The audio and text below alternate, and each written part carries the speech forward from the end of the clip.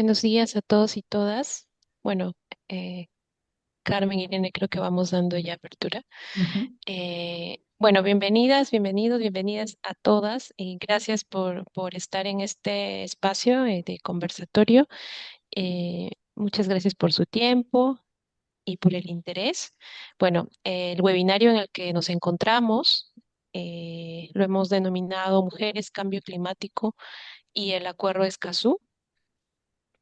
En principio, pues, las mujeres cumplen un rol fundamental en la acción climática, en la defensa de la tierra, el agua, la biodiversidad en América Latina y el Caribe. Y pues pese a ello, aún enfrentan desigualdades estructurales, riesgos en violencia, obstáculos para incidir en la toma de decisiones y también en acceso a la justicia relacionados a los temas ambientales. Bueno, siendo así, eh, el Acuerdo de Escazú, que entró en vigor el 2021, es el primer tratado ambiental regional que garantiza el acceso a la información, la participación pública, el acceso a la justicia en asuntos ambientales. Y bueno, su implementación ofrece una oportunidad única para incorporar el enfoque de género y que se reconozcan las desigualdades ya preexistentes, ¿no? Para que asegure una mejor participación a las mujeres de manera plena, efectiva en los procesos de gobernanza ambiental. De esta forma, pues este webinario busca visibilizar la intersección entre mujeres, acción climática y el Acuerdo de Escazú, explorando cómo la integración de la perspectiva de género puede fortalecer la justicia climática, garantizar la protección de las personas defensoras ambientales de nuestra región. Este evento lo estamos organizando en el marco de la jornada Reunirse, Resistir, Reinventarse como parte de la Semana de Acción Global y la campaña colectiva Draw the Line convocada por el Grupo de Mujeres y Género.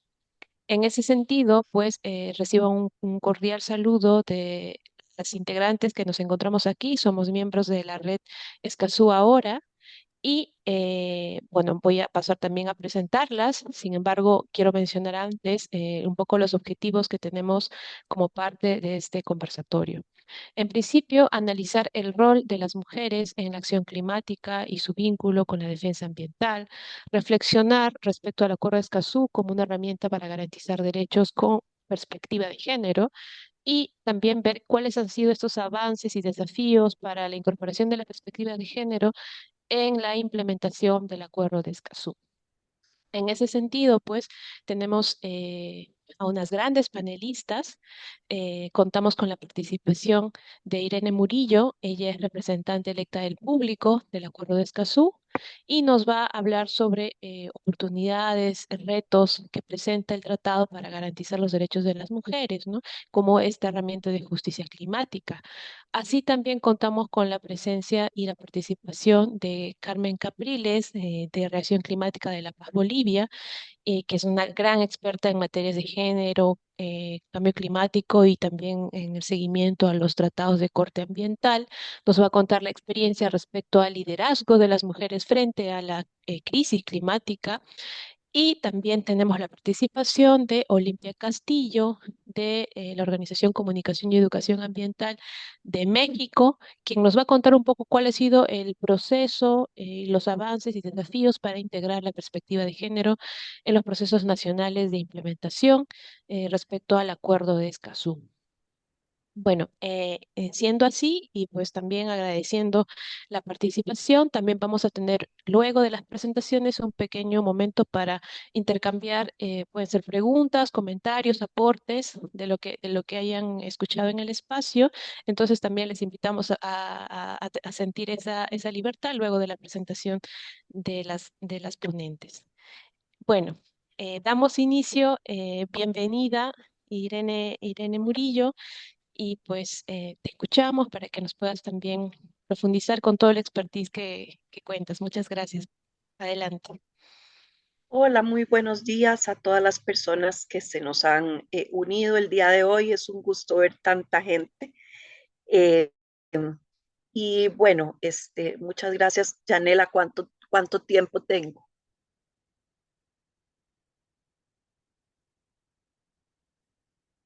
¿Me Unos 15 escuchas? Discúlpame, minutos. sí. Sí, Sí. 15 minutos podría estar bien. Ah, bueno, ok. Bueno, entonces vamos a hacer aquí el intento de compartir la presentación y voy a empezar por hacer un repaso general de los derechos que están contemplados en el Acuerdo de Escazú y a conversar un poquito, digamos, sobre su posible impactos en la lucha, digamos, climática y en relación con las mujeres defensoras. Vamos a ver aquí.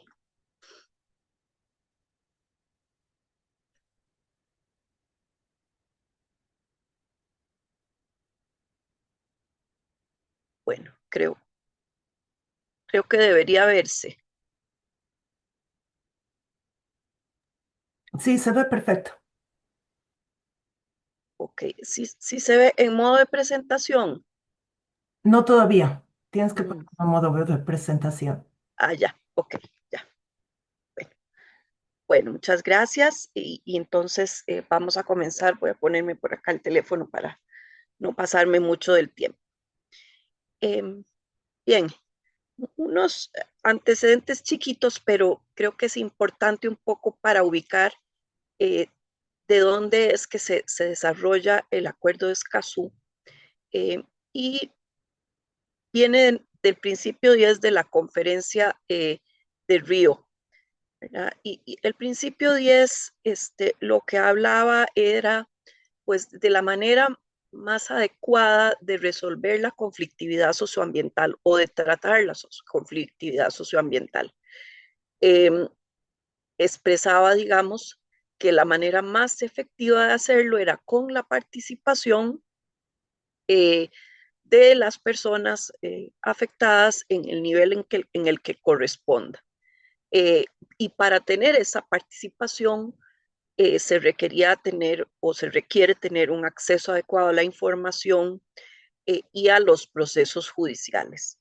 Esto era, digamos, un poco lo que se había trabajado desde 1992 y que se retoma en Río Más 20 al hacer una evaluación de cuánto había avanzado la región en el aseguramiento de estos derechos de acceso, se les llamaba en este momento. En el lenguaje del sistema interamericano se les llama derechos de procedimiento.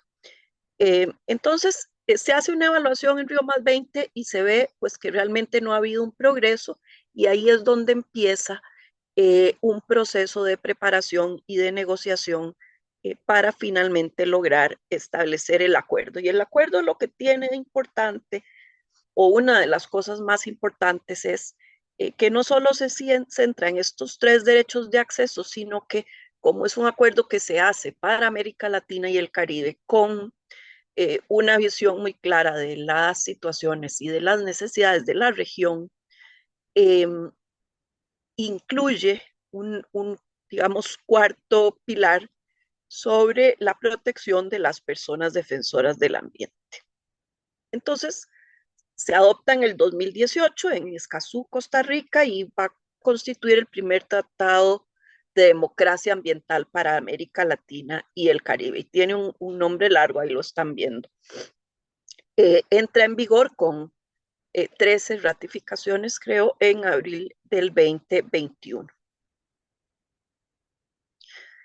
Este es un acuerdo para implementar, ¿verdad? Ese es el foco del acuerdo, que eso también se explica por esto que les decía yo, que el acuerdo surge después de una evaluación de cuánto se había avanzado en el aseguramiento de esos derechos para las personas en la región. Entonces, el objetivo es garantizar la implementación plena y efectiva. Vean que es un acuerdo sumamente ambicioso. Eh, para la protección del derecho a un medio ambiente sano para las generaciones presentes y futuras. Así es que un poco esa es la visión y por eso es que el acuerdo tiene ese enfoque muy fuerte en la implementación. Voy a hacer un chiquitito paso por algunas de las cosas que establecen los derechos dentro del acuerdo. Eh, Y entonces, en relación con el acceso a la información, el principio general es el de la máxima publicidad. Empezamos por establecer qué es esa información ambiental a la cual debemos tener acceso. Y dice el acuerdo de Escazú que es cualquier información escrita, visual, sonora, electrónica, registrada en cualquier otro formato relativamente al medio ambiente y sus elementos y a los recursos naturales. Y obviamente esto incluye también todo lo que es la cuestión climática.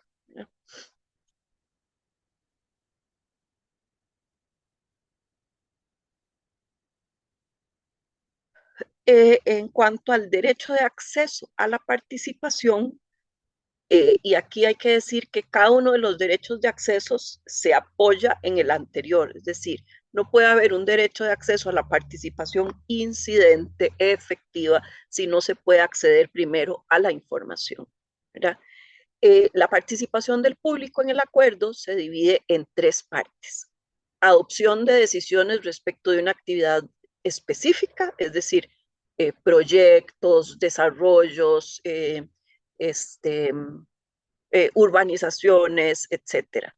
Pero también se regula un derecho de participar en el desarrollo de planes, programas y políticas, como digamos, un segundo escalón, y un tercer escalón de elaboración de leyes, reglas y normas jurídicamente vinculantes. Entonces, lo que se quiere es que el público, y por público el acuerdo entiende cualquiera que no sea gobierno o una agencia de cooperación o de Naciones Unidas, son todas las decisiones en materia ambiental, tanto de normativa como de políticas públicas, como de actividades específicas en las que se tiene que tener acceso a la participación.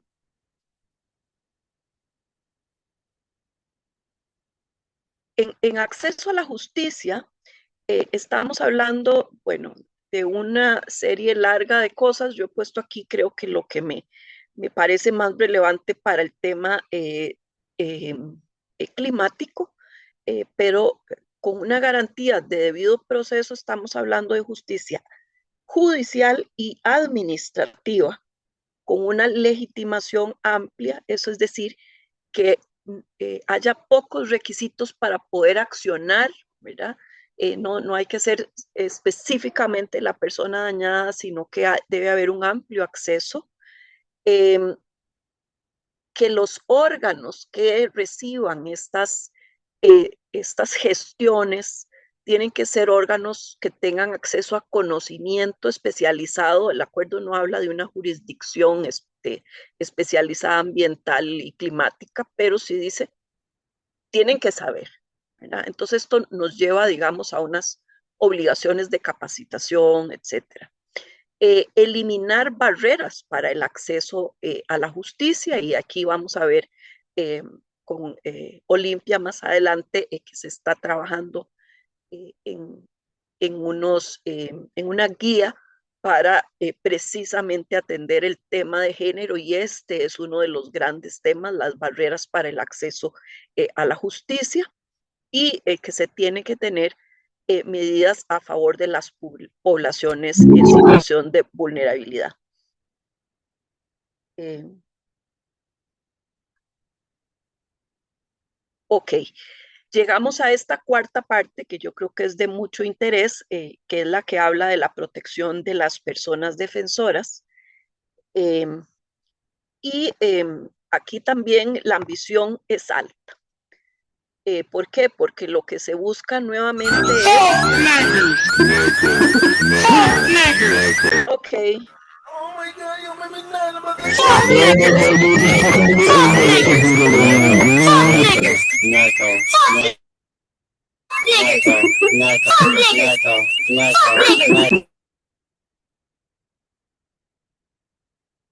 No sé si puedas cancelar, quien está dirigiendo esto, cancelar esa persona.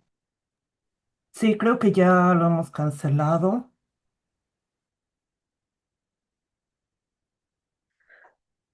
Ok. Sí, qué pena, Irene. Justo estamos hablando de violencia de género y sucede esto. Bueno, vamos a tener como mayor precaución al momento de reaccionar con esto. Y pues disculpas a todas las presentes, los presentes. Nada, Irene, continuemos. Gracias. Aquí sigo. Em, Bien, aquí se trata de garantizar un entorno seguro y propicio para las personas, grupos y organizaciones que hacen, y aquí eso es lo clave, una persona defensora es quien hace algo para defender a la naturaleza. Es una definición sumamente amplia porque lo que se quiere es que la protección sea lo más amplia posible. Y aquí pues reconocemos que existe una amplia diversidad en quienes son personas defensoras, ¿verdad? Eh, que cada parte debe tomar las medidas adecuadas para reconocer, proteger y promover los derechos humanos de las personas defensoras, incluido el derecho a la vida, a la libertad, a la opinión y expresión, a la reunión y asociación pacíficas, además de su capacidad para ejercer derechos de acceso. Esto tiene una relación muy grande con lo que acaba de decir la Corte Interamericana en la opinión consultiva número 32, cuando dice el derecho a defender derechos, ¿verdad? Que es un lenguaje diferente, pero en el fondo es lo mismo. De hecho, en cuanto al apartado sobre derechos procedimentales, la Corte hace mucha referencia, eh, 24 veces, si no estoy equivocada, a los estándares del acuerdo de Escazú. La tercera parte es, bueno, ¿qué se hace cuando se han producido violencia, amenaza o intimidaciones a las personas defensoras? Y aquí entonces hay diversas obligaciones, pero el trabajo es para prevenir,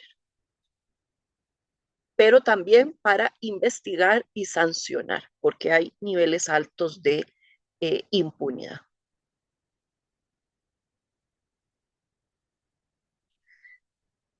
Em, Bien, tiene distintos impactos. Aquí yo he puesto algunos, pero en cuanto a, digamos, lo que nos interesa en la parte climática y en la parte de género, realmente ayuda muchísimo y yo estoy muy convencida de que el acuerdo, eh, que es además el instrumento más moderno que tenemos en este momento para atender estos asuntos, lo que ha hecho es una buena síntesis de los distintos estándares y de las distintas reglas que había y que realmente nos da una idea muy clara de qué es lo que los estados tienen que hacer y a qué están obligados. Creo que eso es una cuestión muy importante porque significa que se convierte en una herramienta fundamental para poder exigir el cumplimiento de estos derechos, en este caso en la lucha climática.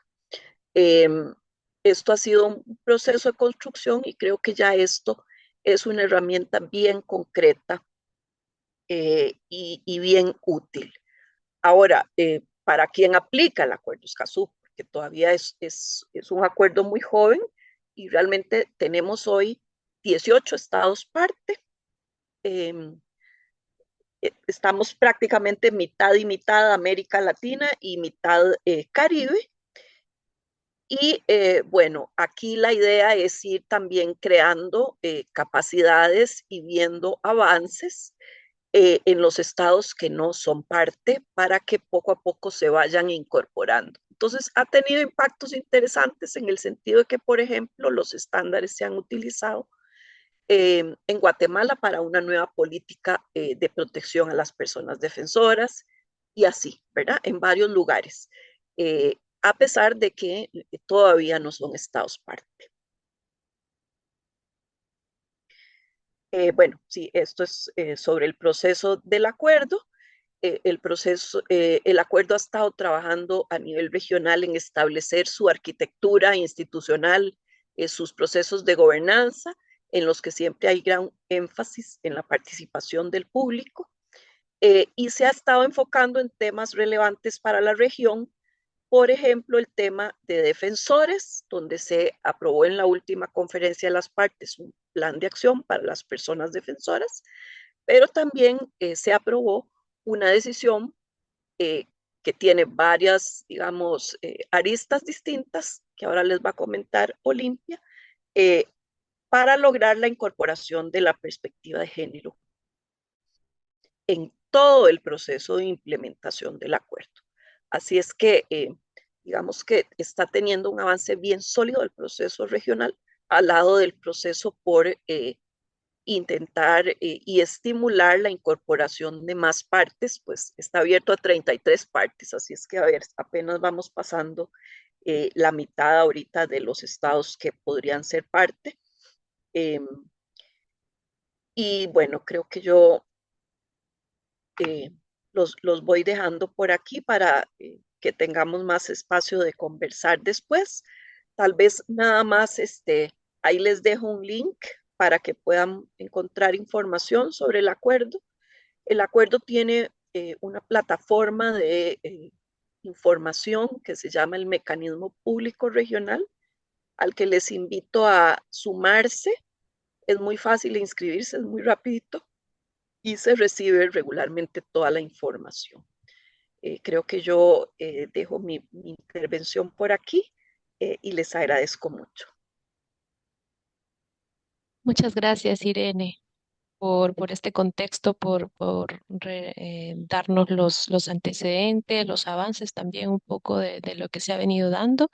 Y vamos a profundizar en la línea de la implementación de género en el Acuerdo de Escazú, un poco sobre los avances, cuáles han sido las estrategias para integrar la perspectiva de género en los procesos de implementación del Acuerdo de Escazú. Para ello tenemos como panelista a Olimpia Castillo Blanco, de Comunicación y Educación Ambiental, México. Y bueno, adelante, Olimpia, te escuchamos. Buenos días. Ante todo, bueno, es un gusto poder encontrarnos en esta semana de eventos. Lo que sí es una pena lo que está sucediendo y lo que están escribiendo en el chat de cómo están hackeando los distintos eventos.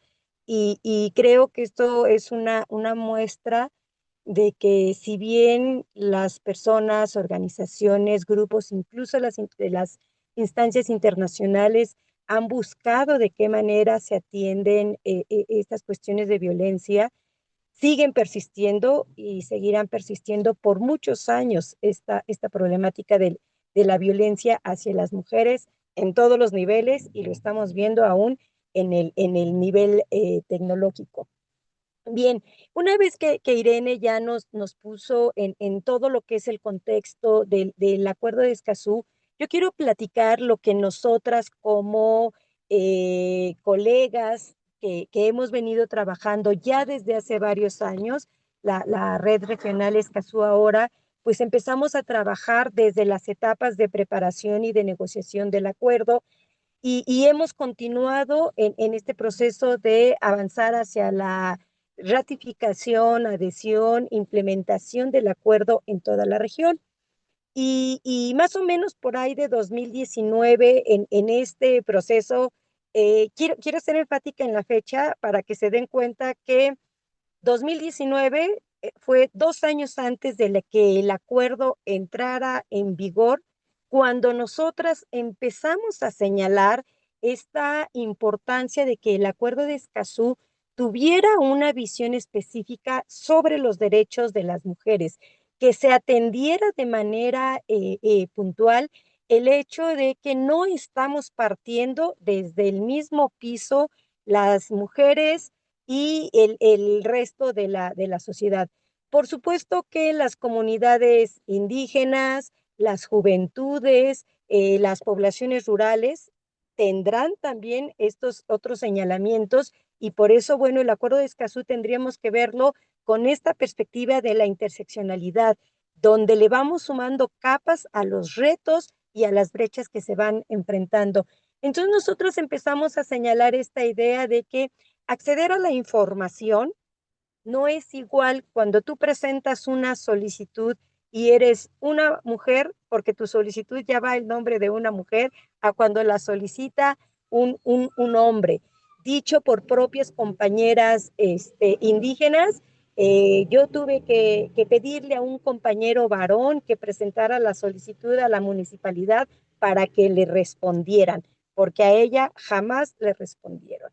En el tema de participación creo que es el más visible, ¿no? Desde espacios donde tajantemente se les dice que las mujeres no pueden entrar porque en la asamblea solo entran los hombres.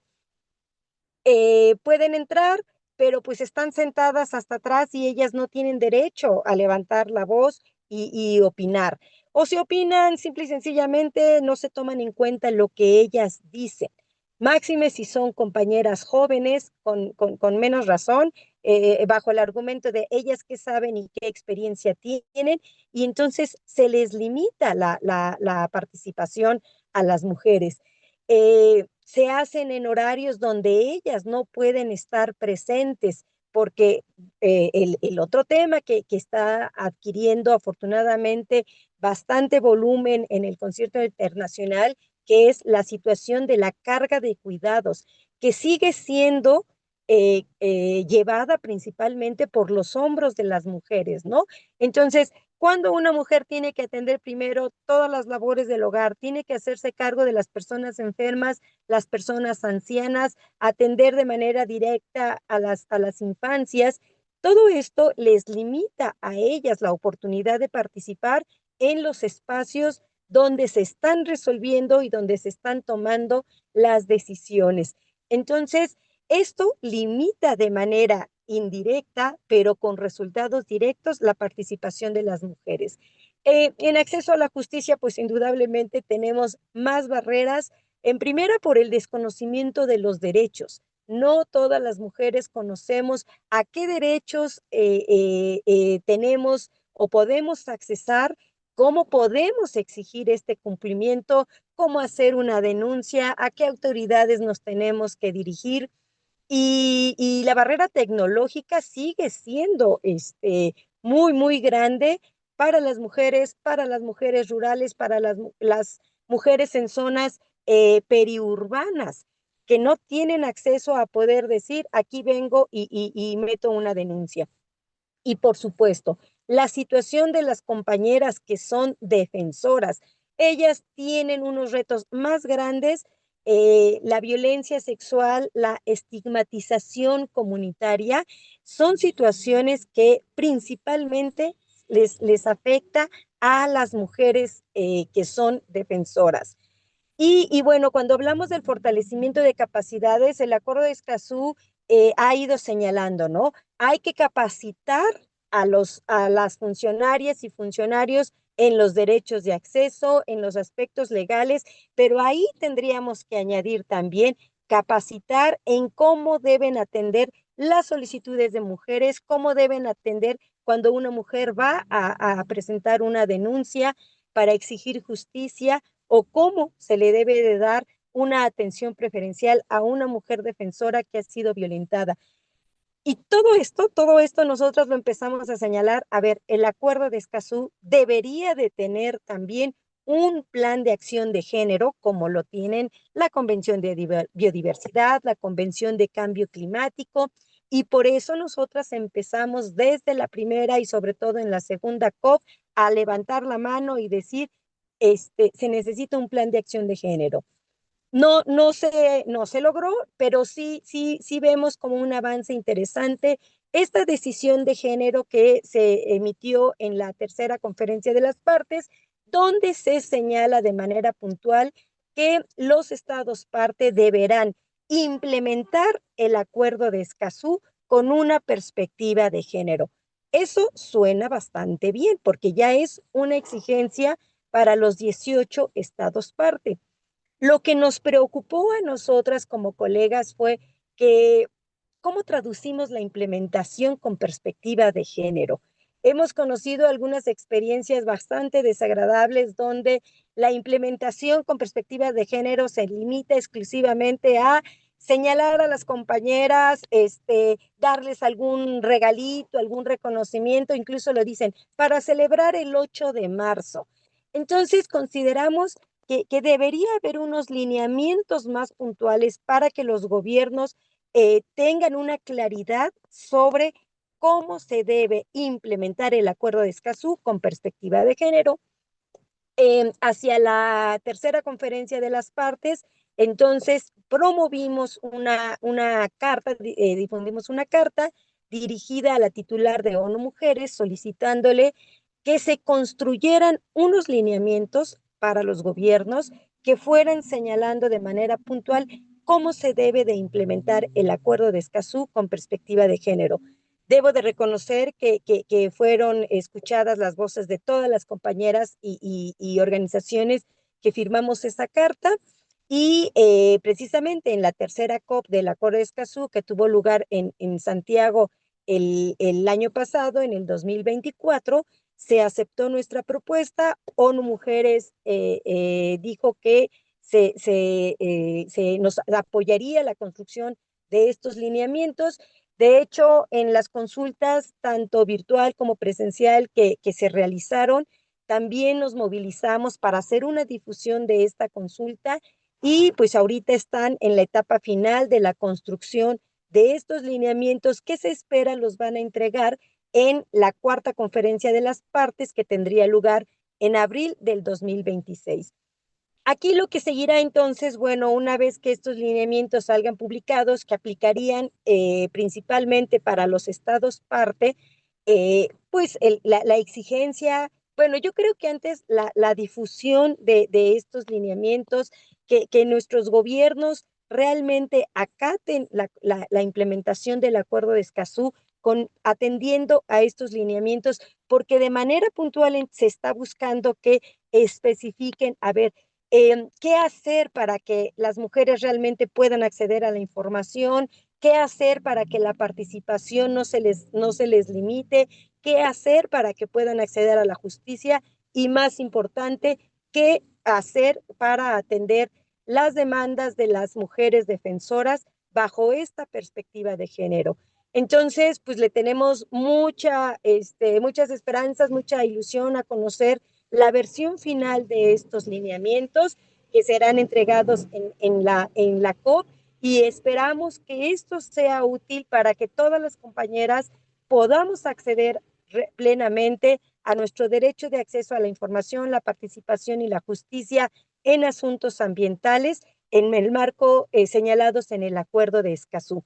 Y pues bueno, seguiremos avanzando, seguiremos trabajando porque pues este es un reto, un trabajo de muy largo aliento y que pues seguiremos, ¿no?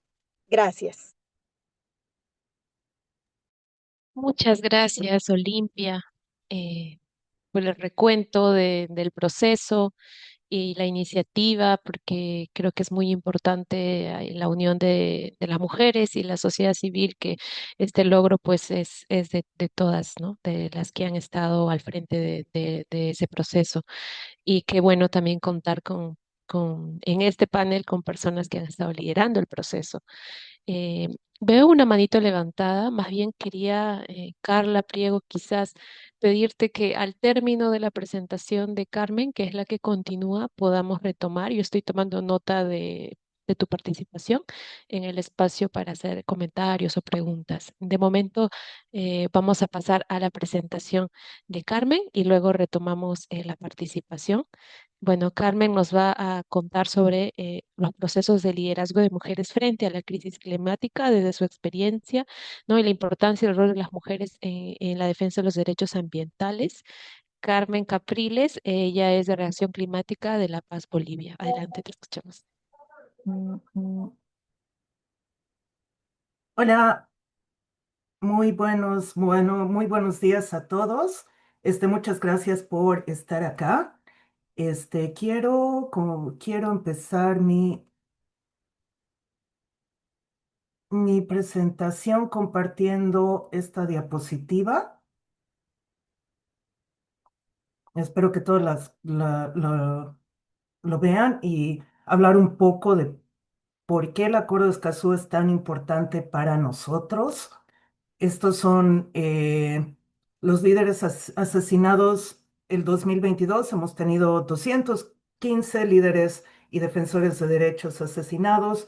El 2023, 166. El 2024, 257. Y hasta lo que va de junio del 2025 eran 81. Y si no me equivoco, estos 81 son de Colombia solamente. Entonces, esto nos da más o menos un panorama de la situación en América Latina. América Latina es la región con más asesinatos a defensores ambientales del planeta. Por eso es tan importante el Acuerdo de Escazú para nuestra región, porque necesitamos un instrumento que nos garantice poder luchar por el medio ambiente, por nuestros recursos naturales, sin correr ese riesgo de ser asesinados. En Bolivia ya estamos generando jurisprudencia alrededor de Escazú. Es más, hace 2 semanas se ha llevado a cabo una audiencia sobre los incendios forestales, donde dentro de la sentencia se incluye el Acuerdo de Escazú para la defensa de las defensoras que metieron esta causa al Tribunal Agroambiental. Y eso ha sido un gran logro para Bolivia y para la región. Sin embargo, sigue siendo complicado todo el tema de la implementación porque estamos dando pequeños pasos. Entonces, ¿cuáles son los principales problemas ambientales y climáticos que actualmente sufre la región latinoamericana? Actualmente es el tema de los incendios forestales, debido al calentamiento global, que el calentamiento global se refiere a que tenemos una mayor cantidad de gases de efecto invernadero en la atmósfera. Nuestros ecosistemas se vuelven más secos y por lo tanto son más propensos a incendios porque también no hay humedad. Los árboles son reservorios de agua.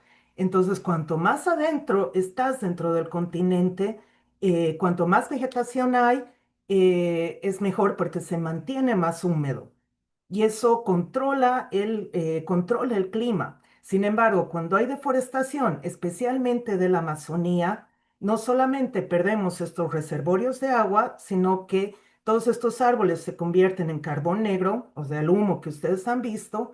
Este humo va a parar a los glaciares andinos, porque tenemos toda la cordillera de los Andes, toda la región se llena de estas partículas, este carbón negro se vuelve más oscuro y absorbe más calor y se derriten con más facilidad. Y si sobrevuelan la cordillera van a poder ver que las cumbres que dan hacia el este se están derritiendo, debido principalmente a estos incendios forestales que se dan en la Amazonía y en diferentes ecosistemas. En Colombia, por ejemplo, en la época cuando termina la cosecha de la caña, queman todo. Y esos fuegos también se salen de control. Hace un par de años también vimos en Quito que se dio un gran incendio que entró a la ciudad. Claro que no es solamente un problema a nivel de América Latina. Hemos visto incendios en California, en los Estados Unidos, en España, en Grecia y en muchos otros lugares que ni conocemos y que nunca antes hemos escuchado. Pero es importante tomar en cuenta de que estos incendios también son parte de un ciclo que se autoalimenta. Entonces, hace que nuestros ecosistemas sean más secos, hace que haya más partículas de lo que se llaman aerosoles en la atmósfera, eso hace que sea más caliente y eso tiene una serie de efectos que es como una bola de nieve, ¿no? Entonces, estamos en un punto en el que nos preguntamos, ¿todavía podemos hacer algo?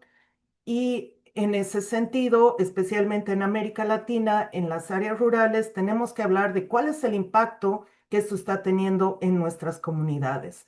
Si bien dentro de las ciudades, tanto hombres y mujeres pueden acceder a educación, a servicios básicos, a trabajo, ambos trabajan por lo general, Cuando vamos al área rural, los roles son mucho más marcados. Vemos que la mujer se encarga más que todo de la casa, de cocinar, de todo lo que es doméstico, de criar a los hijos, cuidar a los enfermos, cuidar a las personas mayores, y los hombres son los que salen a trabajar.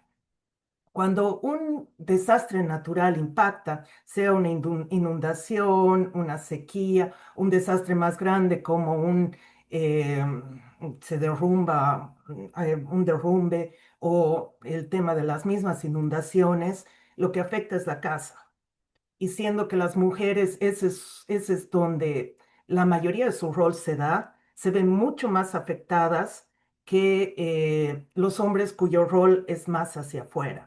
O sea, ellos, bueno, si su trabajo, si su lugar de trabajo sufrió una inundación, pueden ir a otro lugar a conseguir trabajo. Estoy siendo sobresimplificando toda porque sabemos que es mucho más complejo, pero lo que quiero es un poco ilustrar por qué hablamos de que género tiene una dimensión que cambio climático tiene una dimensión de género, porque es importante entender esto, de que cuando existe un desastre natural, quienes van a ser más afectadas son las mujeres en relación a los hombres por este tipo de factores que muchas veces los damos por sentados. O sea, el hombre igual vive en la casa, pero el hombre pasa por lo menos 8 horas fuera de la casa y la mujer pasa todo su día dentro de la casa con sus hijos, con los abuelos, con quien y las labores, los animales domésticos.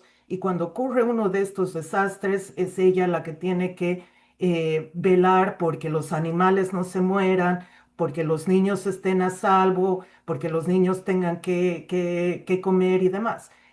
Los hombres también están ahí, no me malinterpreten, pero la situación es diferente porque los enfoques van a ser diferentes. Entonces, existe esta gran eh, división de trabajo que todavía se da en las áreas rurales.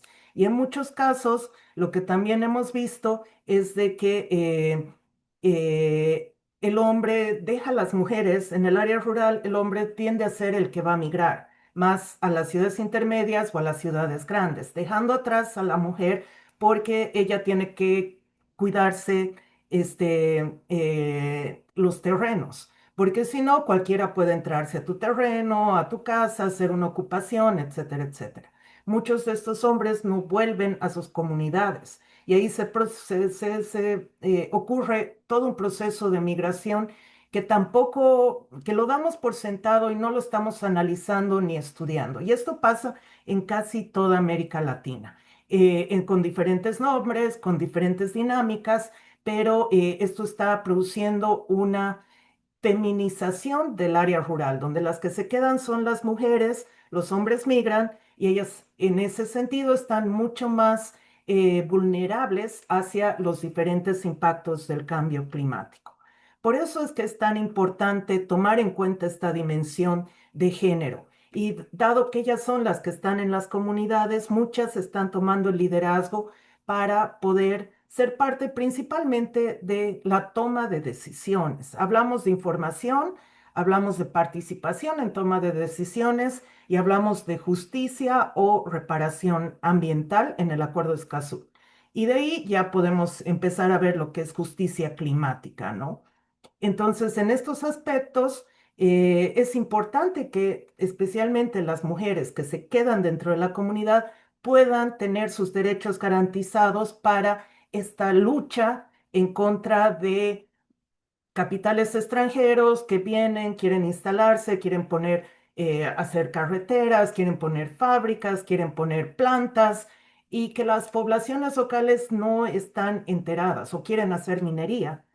Y todo esto tiene impactos que van a repercutir, muchos de estos impactos negativamente dentro de las comunidades. Y no solo las comunidades aledañas, sino comunidades que pueden estar cuenca abajo, por ejemplo. Y como no tienen la información, no tienen medios de participar, se ven afectadas. Y es de esta forma que América Latina se está convirtiendo en una zona de sacrificio. muchas comunidades ya son zonas de sacrificio debido a toda esta contaminación que estas comunidades están sufriendo, que no tienen dónde ir a, a reclamar. Y si bien ahora recién se están dando, como decía, unos pequeños pasos para instaurar el tema de derecho de justicia ambiental, es importante tenerlo en cuenta. Por eso es que hablamos de cambio climático y que el Acuerdo de Escazú en ese sentido tiene que ser una herramienta clave para lograr no solamente justicia ambiental, todo el tema de reparaciones, sino justicia climática que nos permita regenerar estos espacios que han sido ya sea consumidos por el fuego, ya sea que estén inundados o que hayan sufrido algún tipo de otro desastre natural a causa de estos fenómenos climáticos que aumentan en intensidad debido al mal uso que estamos haciendo de nuestra Amazonía, de nuestros bosques, de nuestros campos, convirtiéndolos en monocultivos de soya, monocultivos de maíz y pasturas para ganado. Debido a que eso es lo que nos pide el mercado y el mercado del norte. Tenemos que empezar a pensar en qué es lo que queremos dentro de nuestro desarrollo como países, cubrir las necesidades internas, generar excedentes, pero que no solo vengan de unas cuantas industrias, que aparte son manejadas por unas cuantas empresas, sino diversificar, tratar de diversificar, poner más énfasis en lo que está pasando en nuestras áreas rurales y empoderar a más comunidades para que puedan participar de la toma de decisiones. Eso por mi parte, muchas gracias. Muchas gracias, Carmen, por ilustrarnos con ejemplos específicos respecto a las diferentes, los impactos diferenciados que pueden sufrir las mujeres a diferencia de los hombres. Y bueno, también sabemos que estos impactos también repercuten en las niñas a diferencia de los niños. Y pues se puede hablar, pues justamente Carmen nos ha enfocado el tema de los impactos en relación al cambio climático y algunos desastres que puede implicar un sobreesfuerzo quizás y una mayor afectación a las mujeres, así como también la disponibilidad de agua, ¿no? Que muchas veces en el quehacer diario de las mujeres son las que suelen salir en la búsqueda de agua justamente para velar por la familia y la alimentación y entre otras cosas que se pueden ir detallando. Y gracias por darnos este contexto que es muy fundamental y que pues da justamente el enfoque del quehacer también del Acuerdo de Escazú. Y pues en este momento vamos a tener un espacio para, pueden ser preguntas, pueden ser comentarios, reflexión respecto a lo que han escuchado. Y yo ya tenía anotada a Carla Priego, entonces vamos, Carla Priego, como adelante, te Muchas escuchamos. gracias, Yanela.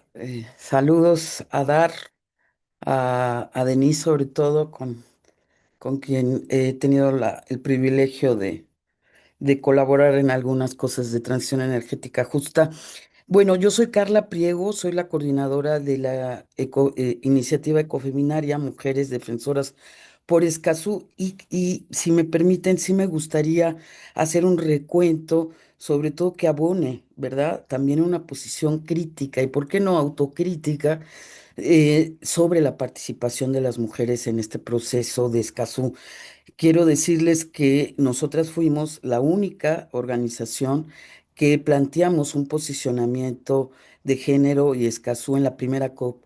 Y quiero decir que las formas en que la Secretaría de Relaciones Exteriores nos han venido haciendo decidir quiénes son representantes o no, ha sido un gran embudo, ¿no? O sea, porque al final quienes van a las COP no son las mujeres defensoras. Nadie se baja del carro, ¿eh?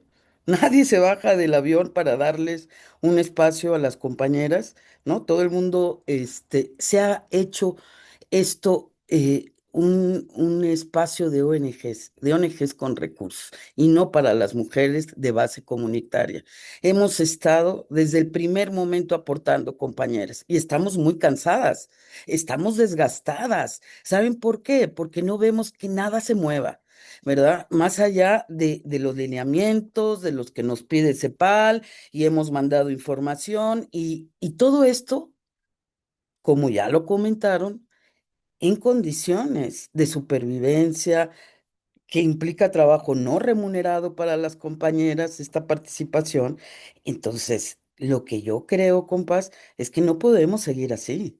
O sea, no es posible que la red Escazú ahora no acepte una organización más. Veamos quiénes son las que están aquí. Son puros ONGs grandes.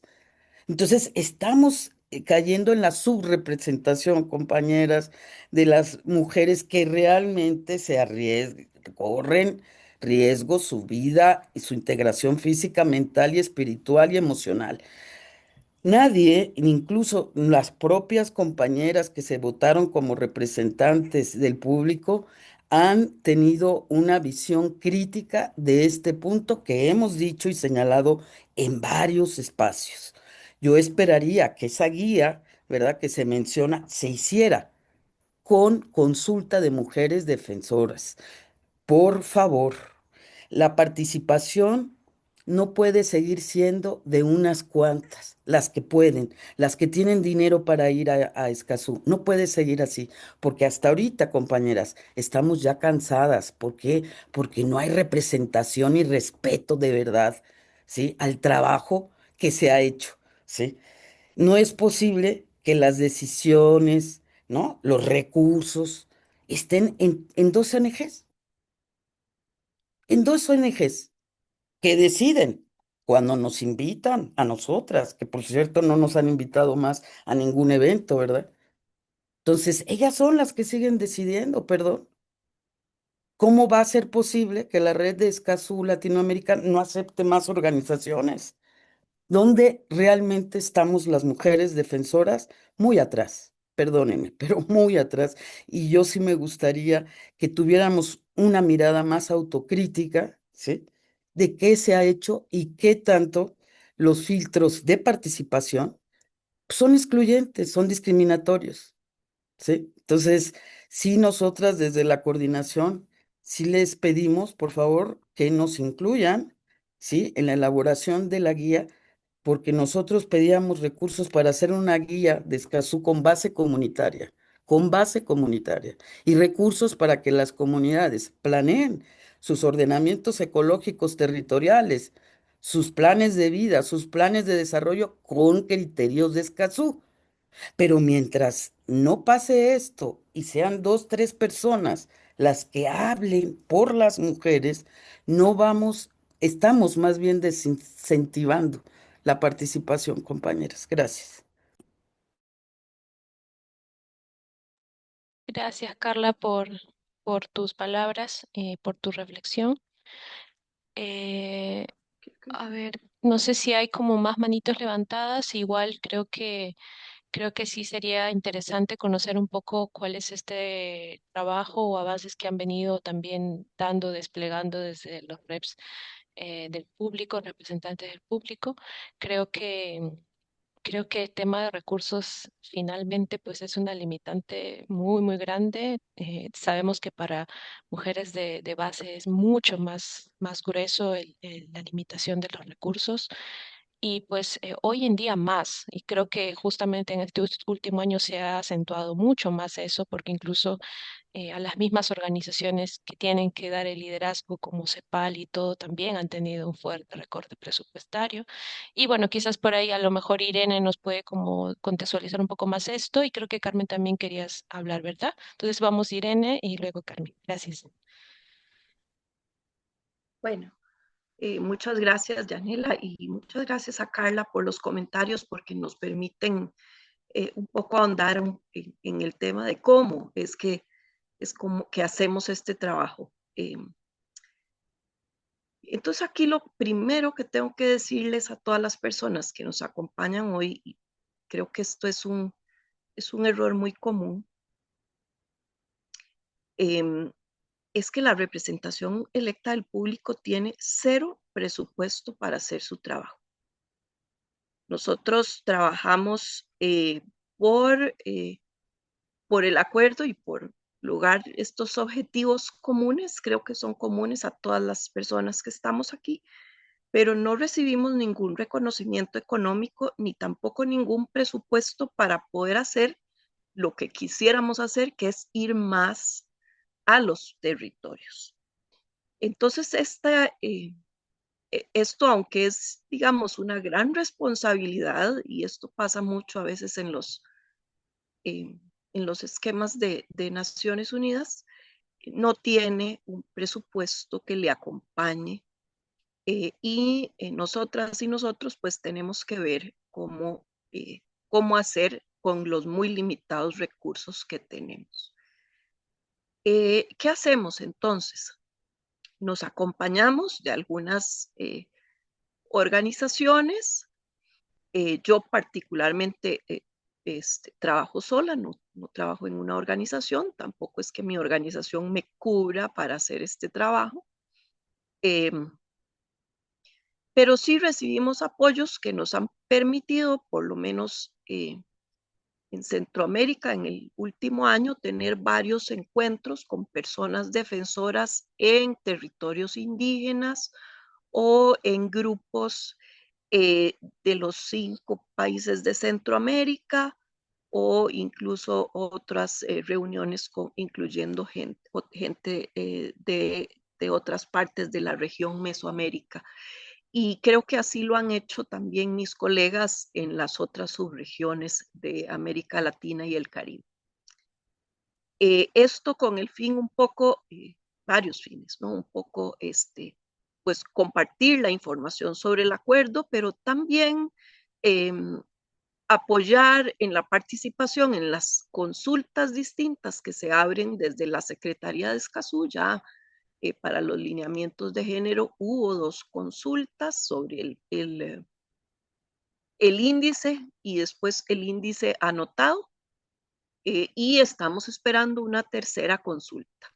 CEPAL también hace esto con recursos muy limitados. Entonces las consultas se hacen a través de la plataforma que les mencionaba y son consultas en línea y sabemos las que hemos trabajado en territorio, pues que esto es bastante limitado y por eso nuestro foco en poder estimular que se apoye desde algunas organizaciones, tal vez con más acceso a otras, para poder contestar esas consultas y aportar, porque lo que se quiere con esta guía es realmente llegar a temas concretos. Es decir, la situación general, digamos, las mujeres la conocemos todas y todos, pero lo que queremos es, bueno, que hay cosas concretas y qué medidas concretas se pueden proponer. Porque al final, cuando se toma una decisión en una conferencia de las partes y los gobiernos tienen que ir a su país a ver cómo cumplen eso, seamos sinceras, el otro día me preguntaban, pero los ministerios de ambiente tienen a alguien que sepa de género. Yo les dije, no, ninguno que yo conozca. Bueno, entonces, un poco eso es lo que queremos. Sí se hace, y Carla tiene razón en eso, en un contexto de mucha limitación, con recursos sumamente escasos. Así es que lo hacemos pues con la mejor de las intenciones y con la mayor de la creatividad para tratar de hacer esos enlaces de manera que se pueda llegar lo más que se pueda. Este es un trabajo que requeriría eh, las 24 horas del tiempo de las 6 personas representantes del público más unos cuantos equipos para poder realmente llegar a donde queremos llegar. Pero bueno, eh, eh, las circunstancias difíciles no nos hacen desmayar, por el contrario, creo que todas hemos sido luchadoras por mucho tiempo y vemos esto como la oportunidad que es, a pesar de todos los pesares, como dicen por aquí en Costa Rica. Eh, Creo que por ahí es lo que puedo agregar sobre qué es lo que hemos estado haciendo y cómo. Gracias. Gracias, Irene, por los aportes y también compartirnos un poco estos detalles, ¿no? Más allá y como quien diría, detrás de de todo lo que se puede visibilizar, pues hay también un gran esfuerzo humano, muy grande. Carmen, te doy la palabra. Sí, bueno, en mi caso yo he empezado a trabajar principio 10 del 2004 para introducirlo en la nueva Constitución Política de Bolivia que se aprueba el año 2009. El año 2007 conocí a Olimpia en nuestra primera reunión de principio 10 y desde entonces hemos venido trabajando, impulsando y tratando de dar forma a este acuerdo que es basado en el principio 10 que ahora se llama el Acuerdo de Escazú. Y ha sido años, o sea, son 20 años de trabajo de tratar de hacer incidencia tanto en el país como en las Naciones Unidas, como en diferentes espacios, hablar con poblaciones indígenas, hablar con activistas para que se convierta en una herramienta.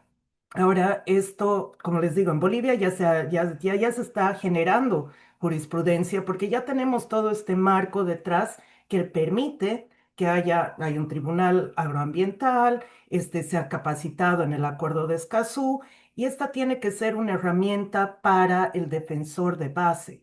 Porque los mismos defensores me dicen, no, yo no quiero ir no, ¿qué voy a hacer yo en una COP, por ejemplo?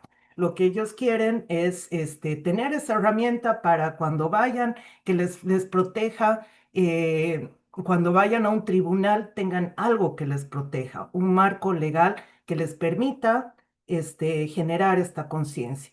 Por otro lado, por eso es tan importante la lucha por el plan de acción en género, porque si se tiene un plan de acción en género, hay un presupuesto y ese presupuesto lo manejaría CEPAL junto con las partes, o sea, los países partes, para garantizar participación de las defensoras, que no tienen que estar en una red de ONGs específicas o en ninguna, o pertenecer a, sino que esa misma sería la CEPAL con las partes, las que garanticen esa participación y los derechos de todas las mujeres, no solamente que estamos en la red. Y tratamos de ser lo más abiertas y lo más transparentes con todo el trabajo que se está haciendo en relación a estos procesos. Por eso es que estamos teniendo este evento. Y efectivamente, o sea, hay representantes del público que, como dijo Irene, no son pagados porque todo nuestro trabajo no es pagado por nadie. Ahorita no recibimos sueldo y es porque tenemos ese compromiso de seguir impulsando este proyecto dentro de la región. Y nuestra intención es de que cada uno dentro de su espacio pueda empoderarse dentro de y saber que tiene esta herramienta para cumplir sus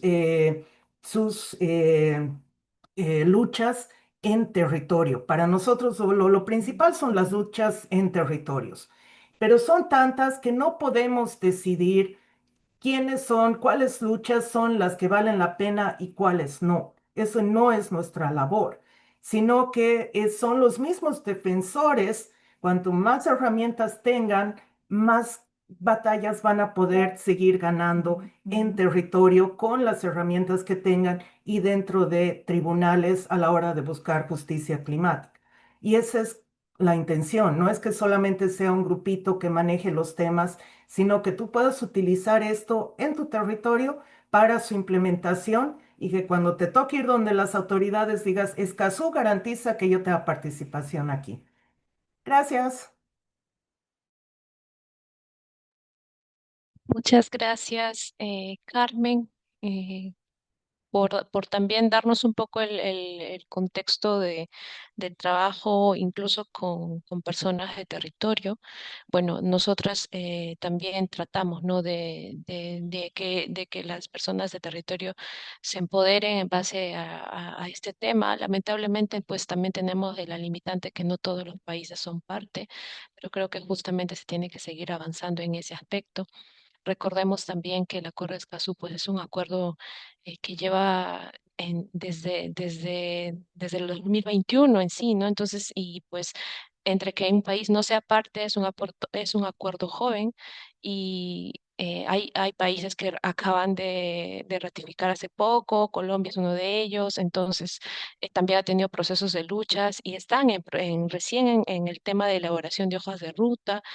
Sería pues ya lo he escuchado incluso en otros espacios, ¿no? El hecho incluso de que un país lo ratifique no es la solución, porque hay muchos temas en cuanto a la implementación y ese es un poco el reto, el tema de cómo se va implementando esto en los países que al menos ya son parte y todos los retos que ello implica. Por eso es que quizás también se pueda sentir esta frustración desde los territorios y es muy comprensible ya que el acuerdo escaso existe y cómo me protege, ¿no? Cómo accedo, qué beneficio me da, o sea, como defensora. Es una pregunta y una preocupación muy frecuente desde los territorios y creo que el proceso que se trata de realizar es justamente esto, informar, ver en qué parte del proceso nos encontramos, a qué es lo que nos gustaría quizás arribar. Creo que hay algunos comentarios relacionados, pues, ¿no? Que este acuerdo se haga realidad. Creo que como organizaciones de sociedad civil, pues un poco nuestro rol es hacer un poco ese seguimiento, ¿no? Esa observación, porque en realidad las decisiones están en las partes, en los países, ¿no? Nosotros de sociedad civil podemos proponer, recomendar por ahí, pero no es que lo que digamos se va a cumplir como tal, ¿no? Eso es un proceso muy largo incluso, y creo que es parte de lo que nos corresponde. Y bueno, creo que no sé si ya nos estamos acercando al cierre también del espacio, porque ya estamos cerca, y bueno. Si gusta alguna de las panelistas dar una palabra de despedida, pues comparto a Irene para que pueda un poco cerrar el espacio. Gracias. Bien, gracias. Quería hacer referencia a algo que tal vez no pusimos en el programa, pero creo que es fundamental para nosotras, personas que vivimos en los países que no son parte todavía del Acuerdo de Escazú. Y es esta relación que les hacía yo antes con la recientemente emitida opinión consultiva de la Corte Interamericana de Derechos Humanos sobre eh, emergencia climática y derechos humanos, en el sentido de que la decisión hace eh, un, eh, una reflexión y establece algunas obligaciones en relación también con los derechos de procedimiento, que son estos de los que estamos hablando. Y que esto sí que es obligatorio para todos los países de la región, digamos, con las con los claroscuros que tienen las opiniones consultivas, pero que sí eh, es algo de lo que también nos podemos servir como herramienta el resto de los países. Y en esa opinión, la Corte Interamericana hace una referencia muy clara a que se tienen que garantizar las posibilidades en el contexto de la emergencia climática de acceder a estos derechos, de tener protección para las personas defensoras, de tener acceso a la justicia, acceso a la información y acceso a la participación. Entonces esto también nos sirve eh, y mientras logramos pues que más países sean parte del acuerdo escaso. Creo que con esta nota, si se quiere, un poco optimista, me despido de ustedes y espero verles en otra oportunidad. Muchas gracias. Muchas gracias, Irene. Muchas gracias, Carmen Capriles. Muchas gracias, Olimpia Castillo, por habernos acompañado en este espacio desde sus experiencias, tanto como mujeres y también desde sus diferentes roles que ejercen en la sociedad civil. Bueno, ha sido un tremendo gusto tener a las participantes y los participantes en el espacio. Esperemos pues que sigamos construyendo estos espacios de diálogo, de comunicación, de empoderamiento también. Y bueno, en este contexto justamente de ir poniendo la línea frente a la violencia de género. Y bueno, creo que de alguna forma hemos logrado pues buscar estas interseccionalidades entre el tema del rol de la mujer en la acción climática, ¿no? La defensa ambiental y el tema de cómo la Recuerdo de Escazú puede ser una herramienta vinculada que de alguna forma podamos seguir impulsando. Y pues creo que será interesante tener otro espacio de diálogo y podemos seguir construyendo estos momentos. Desde ya a todas, gracias por estar aquí. Y bueno, será hasta una siguiente oportunidad. Creo que en el chat también han dejado algunas personas sus contactos, pues tomemos nota de ello para estar comunicadas. Y pues, y gracias también a todas quienes están despidiendo por el chat. Muy amable. Carmen, creo que tú estás encargada del cortar la grabación. Gracias. Chao, gracias.